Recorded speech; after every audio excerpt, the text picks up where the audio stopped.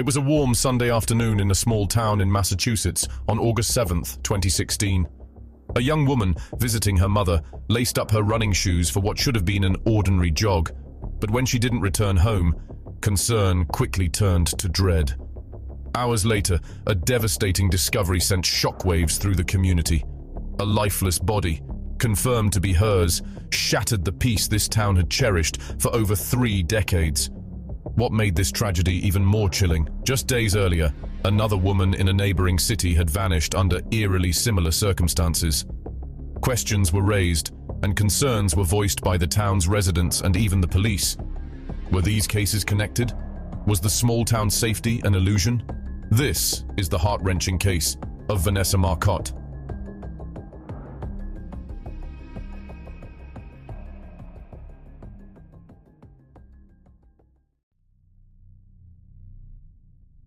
Vanessa Teresa Marcotte was born on June 17, 1989, in Leominster, Massachusetts.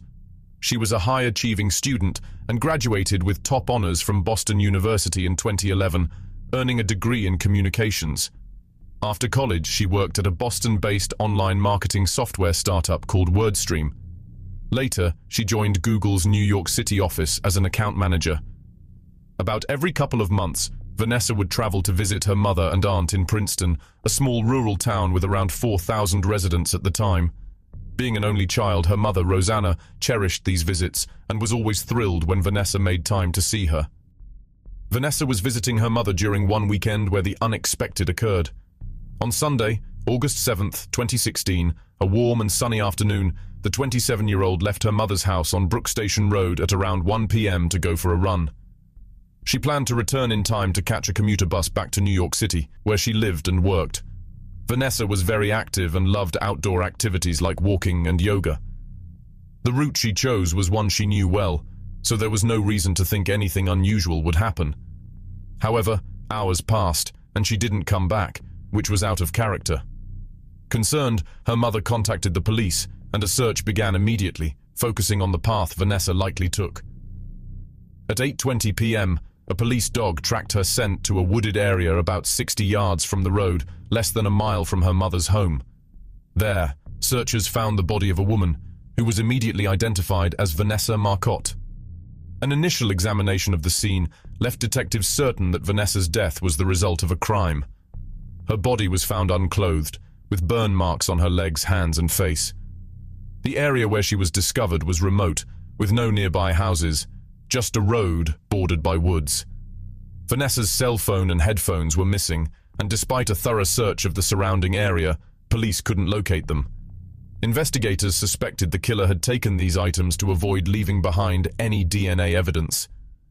A sneaker showing signs of fire damage was found in the grass near her body, and additional burn marks were noted in other parts of the area. Detectives determined that the attacker likely used gasoline to try to eliminate any traces of DNA. Forensic analysis revealed that Vanessa had died from strangulation. Evidence showed she had fought back, leading to the discovery of DNA from an unknown person under her fingernails. The removal of her clothing pointed to a clear motive for the crime. In short, medical examiners found signs of male contact. The DNA samples were tested, but no matches were found in either local or national databases. In the small town of Princeton, home to fewer than 4,000 residents, a crime like this was unheard of, with nothing similar occurring in over 30 years. The incident shocked the entire community and drew significant national media attention. Just days earlier, a similar case had unfolded in a New York City neighborhood involving Karina Vetrano, a 30-year-old runner and fitness blogger. Authorities urged residents in Princeton and nearby areas to stay alert and report any suspicious activity to the Massachusetts State Hotline or Princeton Police Department. At a press conference on August 11th, Worcester District Attorney Joseph Early Jr. stated that the suspect was likely a man who had sustained minor cuts, bruises, and scratches during the struggle with Vanessa. Vanessa's tragic death was a devastating blow not just to her family and the people of Princeton, but also to her colleagues.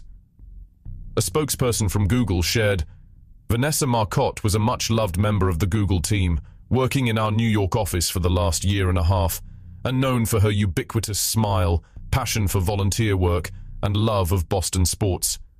We are deeply shocked and saddened, and our thoughts are with her family and friends. Police initially explored a potential link between Vanessa Marcotte's death and a similar case involving another runner, Karina Vetrano, just days earlier in New York City.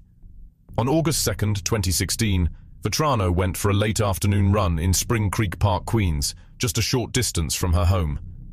Despite her father's concerns, she decided to run alone. She was last seen alive at around 5 p.m., shortly before entering the park. When repeated calls and messages went unanswered, her father alerted a neighbor who was an NYPD police chief, and a search was launched. By 11 p.m., her father discovered her body lying face down about 15 feet off the trail. Like Vanessa, Karina's body was found unclothed, and her cause of death was also determined to be strangulation. Despite these similarities, investigators did not believe the cases were connected. 6 months later, police arrested 20-year-old Brooklyn resident Chanel Lewis after his DNA matched evidence found on Karina's body. However, his DNA did not match the samples from Vanessa's case. On April 23, 2019, Lewis was sentenced to life in prison without parole. But who was responsible for Vanessa's death? Investigators concluded that the person who killed Vanessa likely lived in or was familiar with Princeton and knew the area well.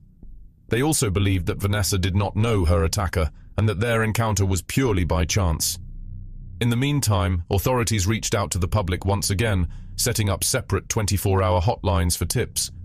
Eventually, an eyewitness came forward, saying they had seen Vanessa stop at a local convenience store for a drink of water shortly after 1 p.m. on August 7th. The last time she was seen, she was walking and talking on her cell phone. Investigators believed the attack happened within 2 hours of her being seen outside the store. Her phone was turned off at 2:11 p.m. and had not been powered on since. Despite receiving and investigating numerous tips and searching the area around the body multiple times, no new leads were found. It wasn't until 3 months later that the police finally received more information about the case. A new witness came forward, stating that on August 7th, he had twice seen a dark-colored Ford SUV parked near the spot where Vanessa's body was found, with the hood raised. The driver, described as a man between 25 and 35 years old and likely Hispanic, was outside the vehicle. The first time the witness passed the SUV was around 12:45 p.m. when the driver was standing by the car talking on the phone. The second time the witness passed by, at about 2:05 p.m., the SUV was still in the same spot, but the hood was down and there was no one around or inside the vehicle. Authorities began searching for a Hispanic man who owned a black SUV and was believed to live near Princeton. On February 23, 2017, more than 6 months after Vanessa's death, Worcester County District Attorney Joseph Early Jr. revealed that the DNA found on Vanessa's body had been sent to a lab, where a profile had been created. Based on the DNA evidence and witness accounts, authorities believed the suspect to be a Hispanic male between 20 and 30 years old, with an athletic build, medium height, and short or shaved hair. It was also thought that the suspect either owned or had access to a dark-colored SUV on the day of the crime and likely had visible injuries to his upper body in the days following the attack.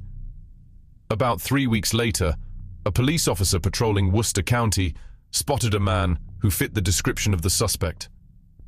This man was driving a vehicle that resembled the one seen near the scene of Vanessa Marcotte's death. The officer quickly noted the license plate number on his hand. After identifying the car's owner, the police team visited his home. The man was identified as 31-year-old Angelo Colon Ortiz.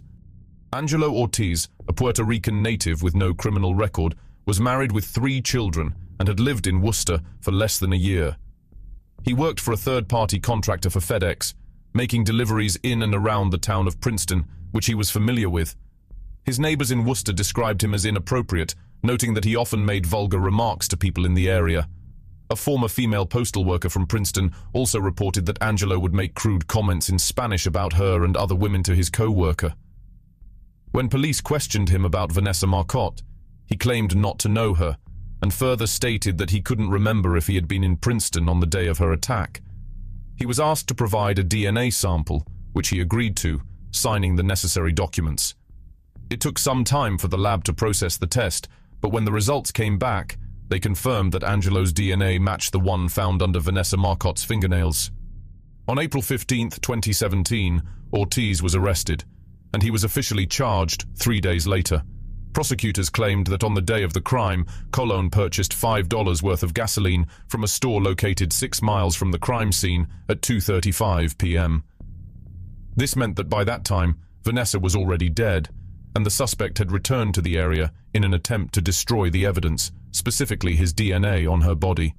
The district attorney emphasized that the DNA evidence was collected following the correct procedures, which led to the charges. However, Angelo's defense attorneys argued that their client's DNA sample had been taken improperly. The defense argued that a language barrier prevented their client from fully understanding that he was not required to give the police a DNA sample. Angelo claimed he didn't realize he could have refused to provide one.